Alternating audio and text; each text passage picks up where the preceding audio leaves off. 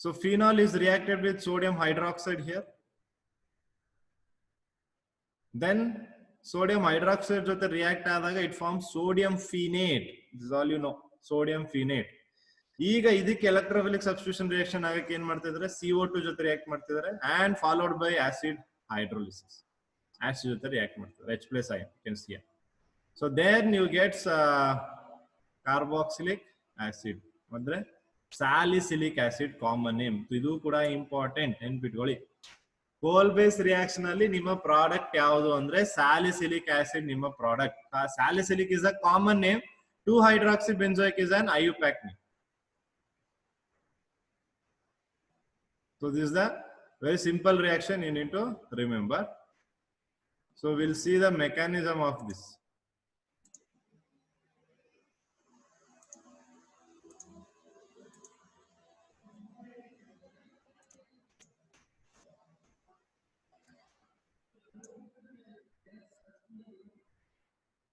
Okay, so first what we have is a phenol here.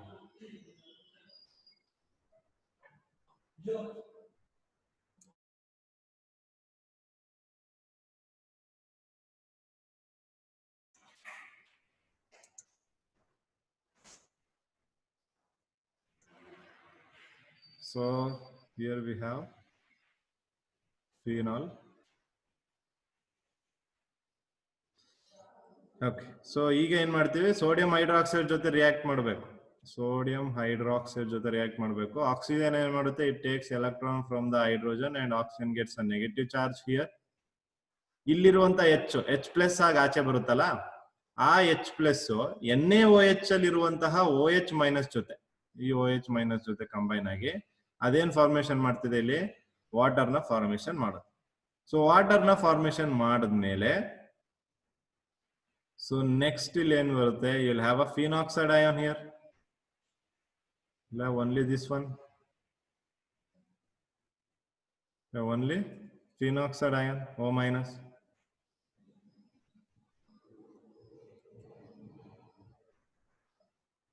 So next ಏನ್ ಮಾಡ್ತೀವಿ, we are going to react that with the CO2 ಜೊತೆ react ಮಾಡ್ತೀವಿ. So CO2 ಅಲ್ಲಿ ಇರುವಂತಹ ಒಂದು oxygen ಅಲ್ಲಿ ಅಂದ್ರೆ ಈ ಏನಾಗುತ್ತೆ, ಡಬಲ್ ಬಾಂಡ್ ಇಲ್ಲಿ ಶಿಫ್ಟ್ ಆಗುತ್ತೆ. As a result carbon, oxygen gets a negative charge and carbon gets a positive. This positive indicates electrophilic. ಈಗ ಅದು ಎಲೆಕ್ಟ್ರೋಫೈಲ್ ಆಯ್ತು. CO2 ಹಂಗೆ ತಗೊಂಡ್ರೆ ಎಲೆಕ್ಟ್ರೋಫೈಲ್ ಅಲ್ಲ, ಈಗ CO2 ಎಲೆಕ್ಟ್ರೋಫೈಲ್ ಆಯ್ತು. So now you can see CO2 is an electrophile. ಬೇಕಾದ್ರೆ ಇಲ್ಲಿ ಒಂದು ಬಾಂಡ್,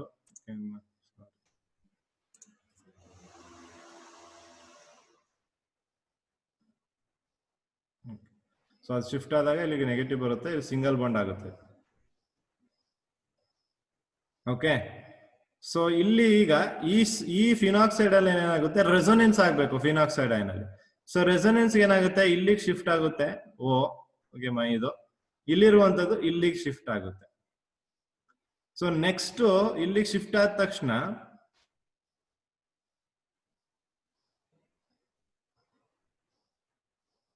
ಇಲ್ಲಿಗೆ ಡಬಲ್ ಬಾಂಡ್ O ಬರುತ್ತೆ.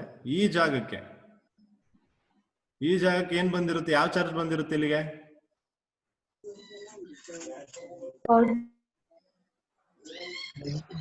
ನೆಗೆಟಿವ್ ಚಾರ್ಜ್ ಬಂದಿರುತ್ತೆ. ಈ ನೆಗೆಟಿವ್ ಚಾರ್ಜ್ ಬಂದಾಗ ಕಾರ್ಬನ್ ಹೋಗಿ ಅದು ಕೂತ್ಕೊಳ್ಳುತ್ತೆ, ನೆಗೆಟಿವ್ ಚಾರ್ಜ್ ಬಂತಲ್ಲ ಅಂದ್ಬಿಟ್ಟು. ಸೊ ಅವಾಗ ಏನಾಗುತ್ತೆ, ಇಲ್ಲಿ ಕಾರ್ಬನ್ ಈ O- ಸಿಂಗಲ್ ಬಾಂಡ್ ಆಗಿದೆ and this double bond O. Clear? ಈಗ ಇಲ್ಲಿ ಒಂದು ಹೈಡ್ರೋಜನ್ ಹಂಗೆ ಇದೆ, ಆ ಹೈಡ್ರೋಜನ್ ಏನೂ ಆಗಿಲ್ಲ, ಅಲ್ಲೇ ಇದೆ ಹೈಡ್ರೋಜನ್.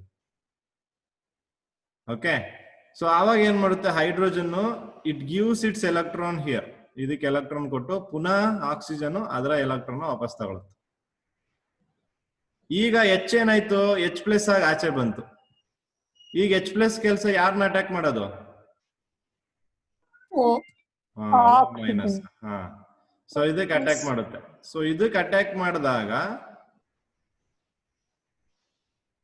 ಇಲ್ಲಿ ಏನ್ ಬಂತು, O- ಬಂದಿದೆ. ಸೊ ಇಲ್ಲಿ ಎಲೆಕ್ಟ್ರಾನ್ ಕೊಟ್ಟ ಮೇಲೆ ಇಲ್ಲಿ ಬಾಂಡ್ ಬರುತ್ತೆ ಈ ಜಾಗಕ್ಕೆ. ಓಕೆ, ಸೊ ಈಗ ಇಲ್ಲಿ ಅಬ್ಸರ್ವ್ ಮಾಡಿ ನೋಡಿ, H+ ಬಂದ ಅಟ್ಯಾಕ್ ಆದ್ರೆ COOH ಆಯ್ತು. ಕ್ಲಿಯರಾ?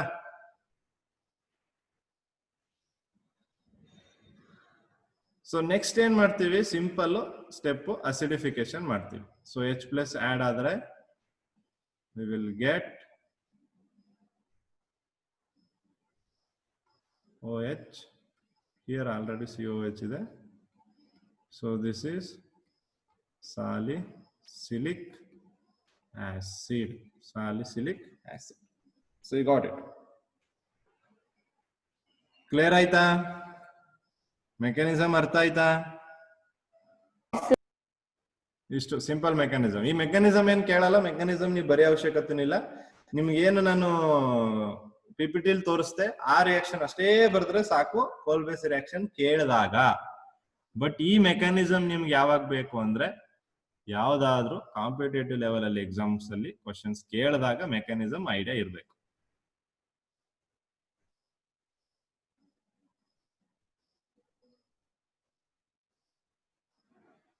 Is that clear to everyone now? Yes, sir. Yes, sir. Okay.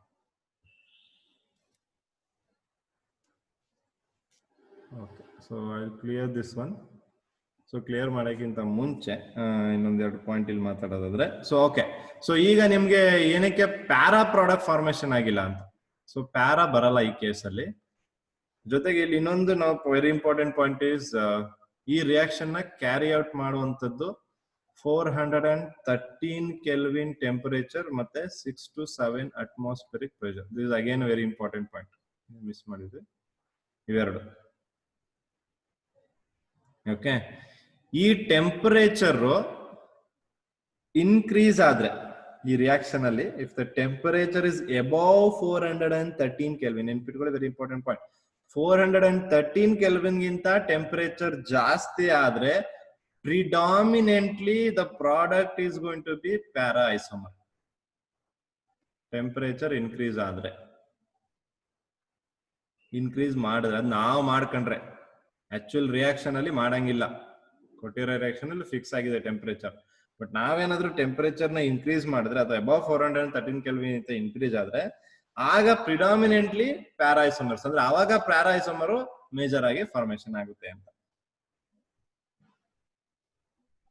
Okay, and you know why this is going to be major now. ಗೊತ್ತಾಗಿದೆ ಇದು ಏನಕ್ಕೆ ಮೇಜರ್ ಪ್ರಾಡಕ್ಟ್, ಯಾಕೆ ಮೇಜರ್ ಪ್ರಾಡಕ್ಟ್?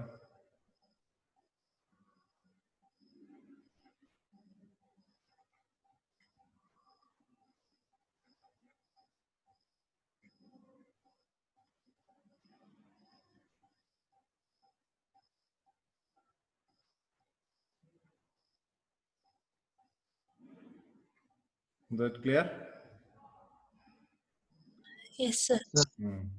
ಇಲ್ಲೂ ಕೂಡ ಇಂಟ್ರಾಮಾಲಿಕ್ಯುಲರ್ ಆಗುತ್ತೆ. ಸೊ ಇಂಟ್ರಾಮಾಲಿಕ್ಯುಲರ್ ಆಗೋದ್ರಿಂದ ಏನಾಗುತ್ತೆ, ಮೇಜರ್ ಪ್ರಾಡಕ್ಟ್ ಆರ್ಥೋ ಬರುತ್ತೆ. So this very important reaction, Kolbe's reaction.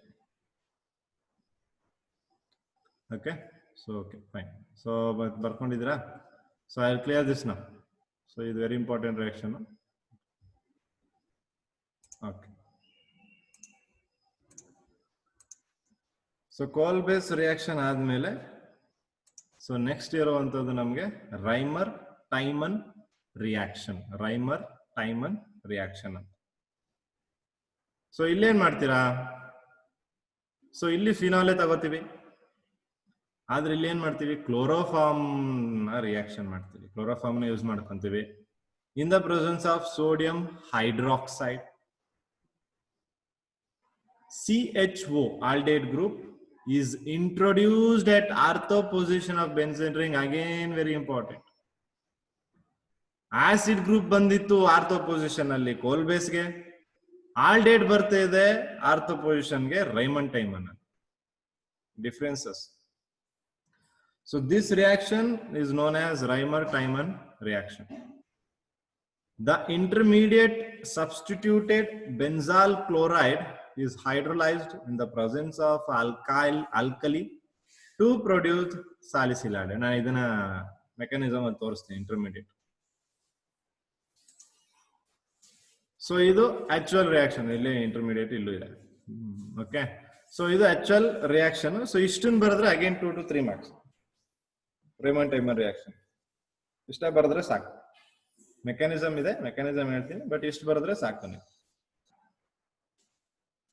So phenol ತಗೊಂಡಿದ್ದಾರೆ, ಕ್ಲೋರೋಫಾರ್ಮ್ ಜೊತೆ ರಿಯಾಕ್ಟ್ ಮಾಡಿದ್ದಾರೆ in presence of aqueous NaOH. Intermediate is form. So ಆ ಇಂಟರ್ಮೀಡಿಯೇಟ್ ಅಗೇನ್ ಬೇಸ್ ಜೊತೆ ರಿಯಾಕ್ಟ್ ಮಾಡಿದ್ದಾರೆ. ಆ ಇಂಟರ್ಮೀಡಿಯೇಟ್ ನ ಬೇಸ್ ಜೊತೆ ರಿಯಾಕ್ಟ್ ಮಾಡಿದಾಗ ಆರ್ಥೋ ಪೊಸಿಷನ್ ಅಲ್ಲಿ ಆಲ್ಡಿಹೈಡ್ ಇಂಟ್ರೊಡ್ಯೂಸ್ ಆಗಿದೆ. Then again common hydrolysis, acid hydrolysis, H+ introduce ಮಾಡಿದ್ದಾರೆ. H+ ಇಂಟ್ರೊಡ್ಯೂಸ್ ಮಾಡಿ ಅಗೇನ್ ಅಲ್ಲಿ salicylaldehyde is the product. Okay, so differences ನೆನ್ಪಿಟ್ಕೊಳ್ಳಿ. ಅಗೇನ್ ಸಾಲಿಸಿಲಿಕ್ ಆಸಿಡ್ ಬಂದ್ರೆ ಕೋಲ್ ಬೇಸು, ಸಾಲಿಸಿಲಾಲ್ಡಿಹೈಡ್ ಬಂದ್ರೆ ರೈಮರ್ ಟೈಮರು. ಕನ್ಫ್ಯೂಷನ್ ಇಲ್ಲೇ ನಾವು ಮಾಡ್ಕೊಳ್ಳೋದು ಜಾಸ್ತಿ. Should be very clear with these two reactions. There is a lots of confusions arising between two the reactions when you see the questions. So questions ನೋಡಿದಾಗ ಇದ ಅಂತ ಕನ್ಫ್ಯೂಷನ್ ಆಗೇ ಆಗುತ್ತೆ. ಅದಕ್ಕೆ ಕ್ಲಿಯರ್ ಲೆವೆಲ್ ಜಾಸ್ತಿ ಮಾಡ್ಕೊಳ್ಳಿ. Clarity level should be more. So salicylic aldehyde in the case of Reimer trimer and salicylic acid in the case of Kolbe reaction. Okay. We'll discuss about this later. Okay, so we'll discuss the mechanism of Reimer timer reaction. So little lengthy one, slow go on.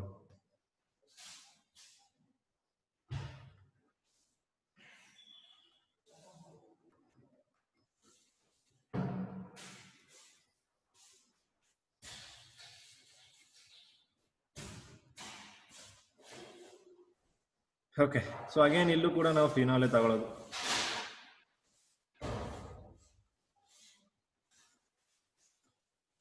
So again same process. ಇಲ್ಲಿ ಕೂಡ ಏನು use ಮಾಡಬೇಕು, NaOH use ಮಾಡಬೇಕು. ಇಲ್ಲಿ ಮತ್ತೆ explain ಮಾಡಲ್ಲ. NaOH use ಮಾಡಿದಾಗ water ಬರುತ್ತೆ. ಸೊ ವಾಟರ್ ಇಲ್ಲಿ ಬಂದ್ಮೇಲೆ ಇಲ್ಲಿ ನಮಗೆ ಫಿನಾಕ್ಸೈಡ್ ಅಯಾನ್ ಫಾರ್ಮೇಷನ್ ಆಗುತ್ತೆ.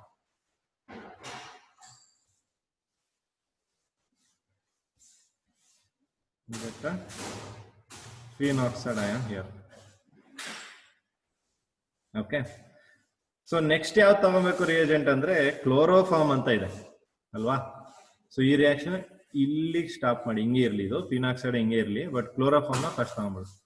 ಕ್ಲೋರೋಫಾರ್ಮ್ ಏನು, CHCl3 more CHCl. So carbon ಏನ್ ಮಾಡುತ್ತೆ, ಅಗೇನ್ ಡ್ರಾಗ್ಸ್ ಎಲೆಕ್ಟ್ರಾನ್ ಫ್ರಮ್ ಹೈಡ್ರೋಜನ್. ಮತ್ತೆ ಇದನ್ನ ನಾವೇನ್ ಮಾಡ್ತೀವಿ, NaOH ಬೇಸ್ ಜೊತೆ ರಿಯಾಕ್ಟ್ ಮಾಡ್ತೀರಾ, ಅಗೇನ್ ವಾಟರ್ ಮಾಲಿಕ್ಯೂಲ್ ಬಂತು. ಓಕೆ, ಈಗ ಇಲ್ಲಿ ಅಬ್ಸರ್ವ್ ಮಾಡಿ, ಹೈಡ್ರೋಜನ್ ಇಂದ ಎಲೆಕ್ಟ್ರಾನ್ ತಗೊಂಡೈತೆ. ಓಕೆನಾ, ಸೊ ಎಲೆಕ್ಟ್ರಾನ್ ತಗೊಂಡಾಗ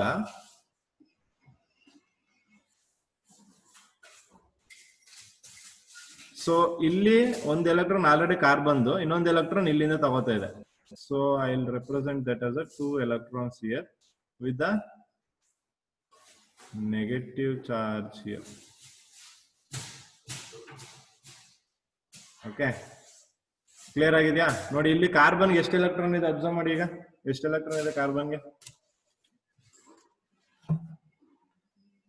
5. ಕಾರ್ಬನ್ಗೆ 5 ಸಾಧ್ಯ ಇದೆಯಾ? No sir. No sir. 4. ಅದಕ್ಕೇನೆ ಇಲ್ಲಿ ನೆಗೆಟಿವ್ ಚಾರ್ಜ್ ಹಾಕಿದೀನಿ, ಅರ್ಥ ಆಯ್ತಾ? ಆ ನೆಗೆಟಿವ್ ಚಾರ್ಜ್ ಏನಕ್ಕೆ ಬಂದಿದೆ ಅಂದ್ರೆ ಇಲ್ಲಿ ಜಾಸ್ತಿ ಎಲೆಕ್ಟ್ರಾನ್ಸ್ ಇದಾವೆ ಕಾರ್ಬನ್ ಹತ್ರ ಅನ್ನೋದನ್ನ ಇಂಡಿಕೇಟ್ ಮಾಡಿರೋದು ನಾನು with the negative charge. Okay, so but whether this is going to be stable. ಈಗ ಕಾರ್ಬನ್ ನೆಗೆಟಿವ್ ಕೇಸಲ್ಲಿ stable No. Unstable. No sir. So ಅದಕ್ಕೆ ಏನ್ ಮಾಡುತ್ತೆ, Unstable. ಈ ಮೂರಲ್ಲಿ ಯಾವ್ದಾರ ಒಂದು chlorine we know chlorine is a very good leaving group. So chlorine ಏನ್ ಮಾಡುತ್ತೆ, ಇದ್ರದ್ದು ಟೆನ್ಷನ್ ಕಮ್ಮಿ ಮಾಡೋದಕ್ಕೆ ಒಂದು ಎಲೆಕ್ಟ್ರಾನ್ ತಗೊಂಡು chlorine it will leave its position as a Cl-. Leaving group electron ತಗೊಂಡು leaves is position as a Cl-. So Cl- ಹೋದ್ಮೇಲೆ what you are going to get here one Cl and here you will get one Cl, and then negative charge ಹೋಯ್ತು, but electron ಹಂಗೆ ಇದೆ. Clear ಆಗಿದ್ಯಾ? Electron ಹಂಗೆ ಇದೆ, negative charge ಮಾತ್ರ ಹೋಗಿದೆ. So ಈಗ 4 ಎಲೆಕ್ಟ್ರಾನ್ ಇದೆ ಕಾರ್ಬನ್ ಹತ್ರ. Yes, sir. Okay. Yes, sir. So ಈ ಕಾರ್ಬನ್ ಹೈಬ್ರಿಡೈಸೇಷನ್ ಏನಪ್ಪಾ ಅಂದ್ರೆ that is going to be sp2 hybridized. This carbon, that carbon is going to be sp2 hybridization. One lone pair, ಎರಡು bond pair. 1 + 2 is 3, 3 ಗೆ sp2 hybridization. So ಇದೇನಿದೆ ಇದನ್ನ ನಾವು this very very important.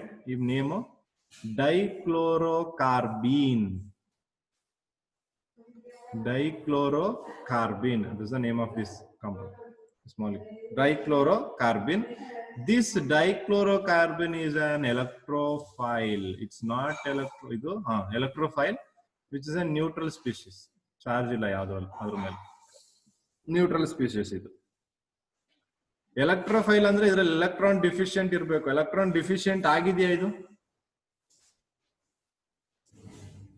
No, sir. No, sir. Electron deficient ಅಲ್ಲ.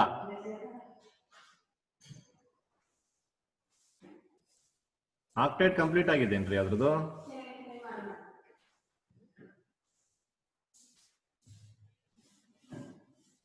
Sir ಇನ್ನು ಎಲ್ಲ 2 electron ಬೇಕು sir. There is short of 2 electron. So 2 electron short ಅಂದ್ರೆ ಅದು ಎಲೆಕ್ಟ್ರೋಫೈಲ್. ಆಕ್ಟೇಟ್ ಕಂಪ್ಲೀಟ್ ಆಗಿಲ್ವಲ್ಲ. Okay, so it is short of 2 electrons. Okay, so ಇದು electrophile. ಈಗ ಈ ಎಲೆಕ್ಟ್ರೋಫೈಲ್ ಬಂದು ಅಟ್ಯಾಕ್ ಮಾಡುತ್ತೆ. ಫಿನಾಕ್ಸೈಡ್ ಅಯನ್ ಇದೆ ನೋಡಿ, O-, ಅಲ್ಲಿಗೆ ಬಂದು ಈಗ ಈ ಎಲೆಕ್ಟ್ರೋಫೈಲ್ ಅಟ್ಯಾಕ್ ಮಾಡೋದು. ಸೊ ಆ ಅಟ್ಯಾಕ್ ನ ಈಗ ಕೈಲ್ ಕಂಟಿನ್ಯೂ ಹಿಯರ್. ಓಕೆ, ಸೊ ಅದನ್ನ ಈಗ ಇಲ್ಲಿ ಕಂಟಿನ್ಯೂ ಮಾಡ್ತೀನಿ. Taking phenoxide iron.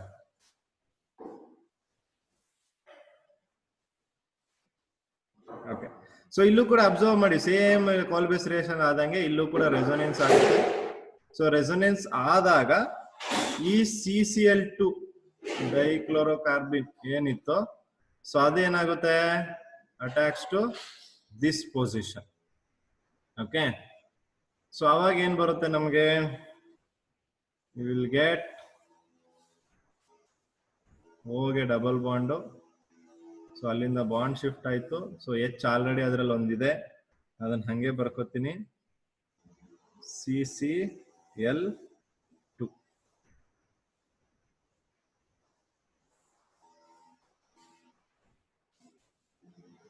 ರೈಟ್?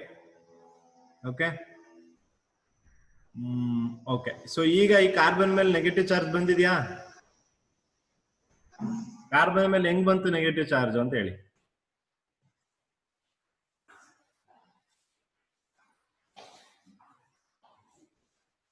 ಹೆಂಗ್ ಬಂದ್ ನೆಗೆಟಿವ್ ಚಾರ್ಜ್ ಕಾರ್ಬನ್ ಮೇಲೆ? ಸರ್ ಒಂದು ಡಬ್ಬೆ ಬಾಂಡೆ ಬಿತ್ತಲ್ಲ ಅದು.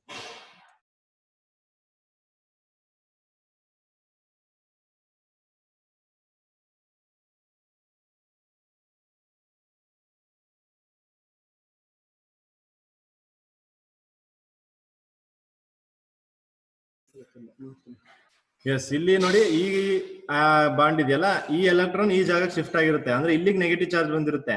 ಆ ನೆಗೆಟಿವ್ ಚಾರ್ಜ್ ಆದ್ಮೇಲೆ ಶಿಫ್ಟ್ ಆಗಿದೆ, ಈ ಕಾರ್ಬನ್ ಮೇಲೆ ಶಿಫ್ಟ್ ಆಗಿದೆ. ಸೊ ಅಲ್ಲಿ ಅದರಿಂದ ನಿಮಗೆ ನೆಗೆಟಿವ್ ಚಾರ್ಜ್ ಕಾಣಿಸ್ತಿರೋದು. ಸೊ ಅವಾಗ ಏನ್ ಮಾಡುತ್ತೆ, H ಅಗೇನ್ ಎಲೆಕ್ಟ್ರಾನ್ ಕೊಟ್ಬಿಟ್ಟು H+ ಆಗಿ ಆಚೆ ಬರುತ್ತೆ. H+ ಎಲ್ಲಿಗೆ ಹೋಗಿ ಅಟ್ಯಾಕ್ ಆಗುತ್ತೆ, this position.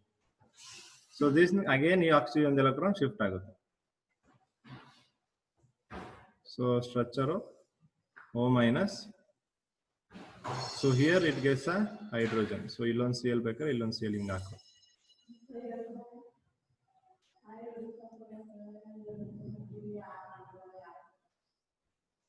Okay, so next ಇದು ನಾವೇನ್ ಮಾಡ್ತೀವಿ, ಸೋಡಿಯಂ ಹೈಡ್ರಾಕ್ಸೈಡ್ ಜೊತೆ ರಿಯಾಕ್ಟ್ ಮಾಡ್ತೀವಿ. ಹೈಡ್ರಾಕ್ಸೈಡ್ ಅಲ್ಲಿ ಇರುವಂತ 2 OH 2 Cl ನ ರಿಮೂವ್ ಮಾಡುತ್ತೆ. ಸೊ 2 NaCl ಬರುತ್ತೆ. And then will get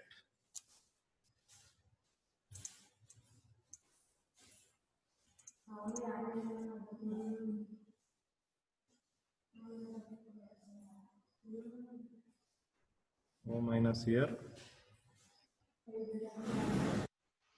so ಇಲ್ಲಿರುವಂತಹ 2 Cl ಗಳನ್ನ 2 OH ರಿಪ್ಲೇಸ್ ಮಾಡುತ್ತೆ.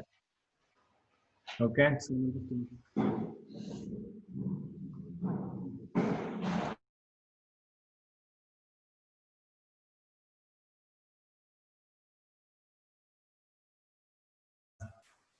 ಓಕೆ. ಸೊ ಇಲ್ಲೇನ್ ರಿಮೂವ್ ಆಗುತ್ತೆ, ವಾಟರ್ ರಿಮೂವ್ ಆಗುತ್ತೆ again. Okay, so minus H2O remove ಆಯ್ತು.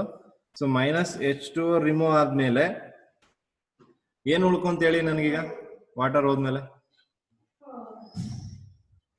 CHO. Yes, so we got the aldate group here now. So next step ಏನು ನೀವು ಹೇಳ್ಬೋದು?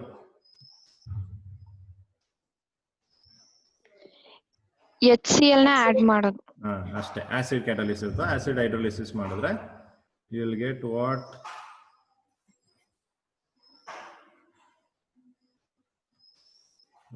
HCH. So this is your product, that is salicylaldehyde. Salicylaldehyde is the product. Okay, so is that mechanism is clear for you people? It's not comedy mechanism. Yes sir. So ಅಲ್ಲಿ ನಿಮಗೆ important ಏನು ಈ mechanism ಅಲ್ಲಿ ಅಂದ್ರೆ dichlorocarbene. So dichlorocarbene is very important. So ಆ dichlorocarbene ಹೇಗೆ formation ಆಯ್ತು, ಅದು ಹೈಬ್ರಿಡೇಷನ್ ಏನು, ಸೊ ಅದೆಲ್ಲ ಇಂಪಾರ್ಟೆಂಟ್. ಈಗ ರೈಮರ್ ಟೈಮನ್ ಅಲ್ಲಿ ಯಾವ್ದಪ್ಪ ಎಲೆಕ್ಟ್ರೋಫೈಲು?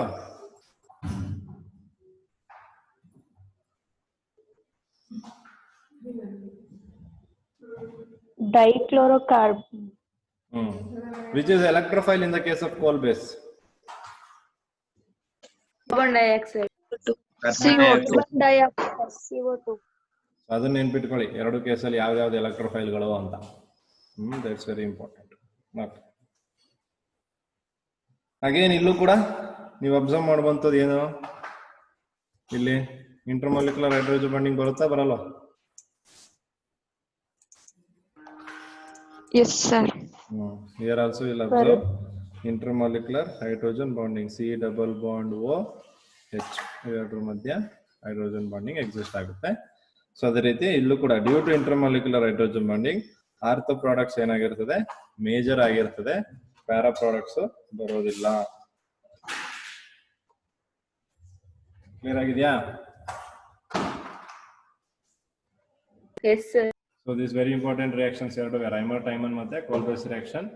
So mechanism is for your understanding, but the reactions are very important. ಅದು ಎರಡು ಪಾಯಿಂಟ್ ಆಫ್ ವ್ಯೂ ಅಲ್ಲಿ, ಎಕ್ಸಾಮ್ ಮತ್ತು ಕಾಂಪಿಟೇಟಿವ್ ಎಕ್ಸಾಮ್ ಎರಡು ಪಾಯಿಂಟ್ ಆಫ್ ವ್ಯೂ ಅಲ್ಲಿ very important.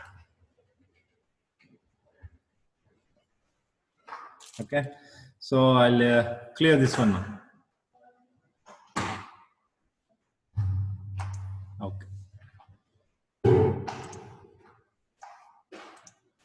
so after studying about coal-base reaction and Reimer-Tiemann reaction, so ನಿಮಗೆ ಒಂದು ಅಸೈನ್ಮೆಂಟ್ಗೆ ತಗೊಳ್ಳಿ ಇವತ್ತು.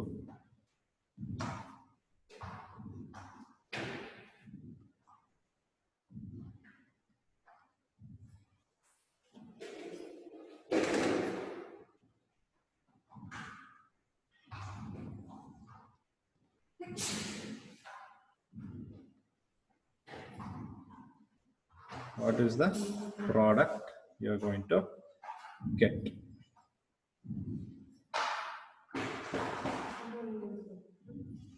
Okay, so ಇದು ನಿಮಗೆ ಇವತ್ತಿನ ಅಸೈನ್ಮೆಂಟ್. ಸೊ ಈ ಕ್ವಶನ್ ನ ಬರ್ಕೊಳ್ಳಿ. ಸೊ ಇದಕ್ಕೆ ಪ್ರಾಡಕ್ಟ್ ನ ಫೈಂಡ್ ಮಾಡಿ, ಸೊ ಇದ್ರ ಬಗ್ಗೆ tomorrow discuss.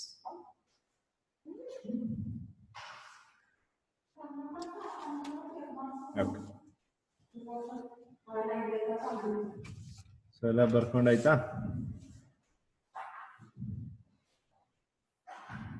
Yes sir. Okay, so try ಮಾಡಿ ಅದನ್ನ. ಸೊ ನೆಕ್ಸ್ಟ್ ನಮಗಿರುವಂತ reaction, after this we have reaction of phenols with zinc dust. zinc dust ಜೊತೆ ರಿಯಾಕ್ಷನ್ ಮಾಡುವಂಥದ್ದು. Phenol is converted to benzene. Benzene